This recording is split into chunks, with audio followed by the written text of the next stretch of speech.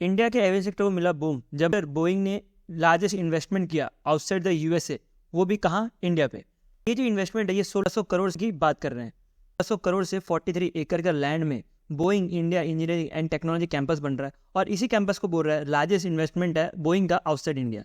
और ये जो कैंपस है ये एग्जैक्ट लोकेशन बेंगलुरु में नहीं बन रहा, ये बेंगलुरु के आउटस्किट जो कि 40 किलोमीटर दूर एक लोकेशन है जो कि है देवनली, इधर बन रहा है। कैंपस की जो लोकेशन है वो है hi tech defence and aerospace park, और इसको जो बनाया गया है पार्टनरशिप करके with variant startups, private and government ecosystem के साथ मिलकर।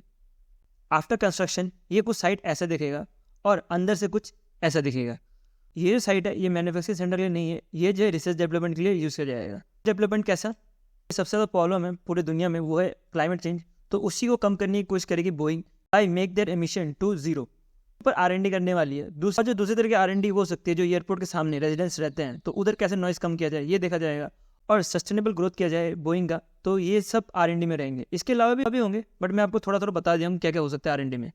ये जो R&D ये डेवलप करेगा next generation product and service for the global air space और इवन डिफेंस इंडस्ट्री के लिए भी।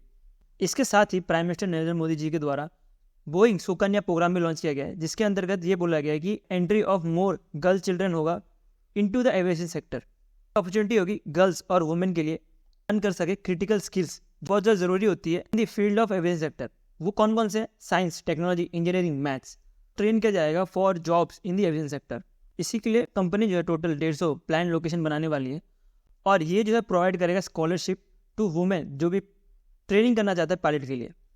पहले तो मैं आपको ये बताना चाहूँगा टोटल हमारे इधर कुछ 726 रजिस्टर्ड पायलट है, उसमें से कुछ 2700 के आसपास जो वुमेन है। ये आंकड़ा आपको कम लग रहा होगा बट ये जो है हाईएस्ट परसेंटेज है इन दी वर्ल्ड। इसी आंकड़े को और बनाने के लिए बोइंग हेल्प करेगा।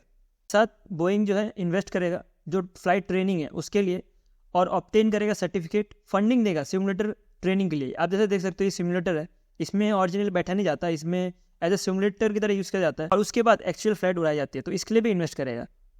जो R&D टैलेंट है वो है largest number of employ in any country, जो आउटसाइड यूएस है तो वो इंडिया है, और इंडिया में टोटल कुछ 6000 से भी ज़्यादा लोग एज पर दिसंबर 2023 काम कर रहे हैं बोइंग में। बोइंग का काम सिर्फ सिविल एयरक्राफ्ट बनाने का काम नहीं होता, इसके साथ जो डिफेंस के एयरक्राफ्ट है ये भी बनाता है। तो बोइंग ने ये भी बोला है कि हम जो है इंडियन आर्म फोर्स को हेल्प करेंगे कि वो बूस्ट कर सके जो डिफेंस का सेक्टर है उसके लिए, और ये जो है कंट्रीब्यूट करेंगे जो आत्मनिर्भर भारत है इसमें भी। जैसे कि मैंने बोला कि मोर देन 6000 ऑलरेडी काम कर रहे हैं, उसके साथ अभी जो है टोटल 107 और जॉब्स ओपनिंग होने वाली है बोइंग की तरफ से। मुझे पता है ये वैल्यू बहुत कम है 107 जो पॉपुलेशन है उसके हिसाब से और जो जॉब की नीड है अभी उस हिसाब से, बट ठीक है कुछ ना कुछ तो आया। तो और recently Boeing university innovation leadership development programme भी लॉन्च किया है for 2023-24।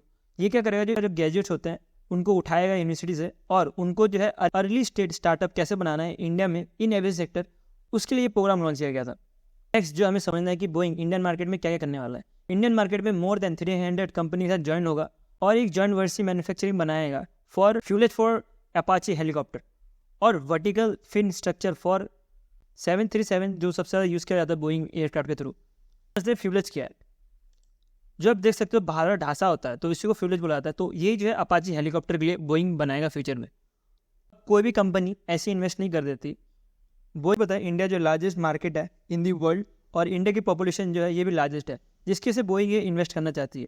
Because as per report of Airbus India को नीड है टोटल 2840 न्यू एयरक्राफ्ट की, और कुछ जो है 41,000 पायलट्स की इन नेक्स्ट 20 ईयर्स। वैसे बोइंग जो है लार्जेस्ट इन्वेस्टमेंट किया है इंडिया में, इसमें बोइंग का भी फ़ायदा है और इंडिया को भी फ़ायदा है, बिकॉज जो इंडिया की नीड्स है वो बोइंग पूरा करेगा। बोइंग के साथ जो एयरबस है ये भी नीड पूरा करने के लिए डबल कर रहे हैं प्रोक्लेमेंट फ्रॉम इंडिया टू 1.5 बिलियन, और इवन जो टाटा है उन्होंने भी एशिया का लार्जेस्ट ट्रेनिंग सेंटर खोला है गुरुग्राम में। तो ये बहुत ही अच्छी बात है कि जो एविएशन सेक्टर है ये इंडिया में ग्रो कर रहा है, और मैं होप करता हूँ जो नरेंद्र मोदी ने सपना देखा था कि आम आदमी भी फ्लाइट में उड़ेगा, तो वो सपना जो है ज़्यादा सप्लाई होने की वजह से फ्यूचर में पूरी होगी।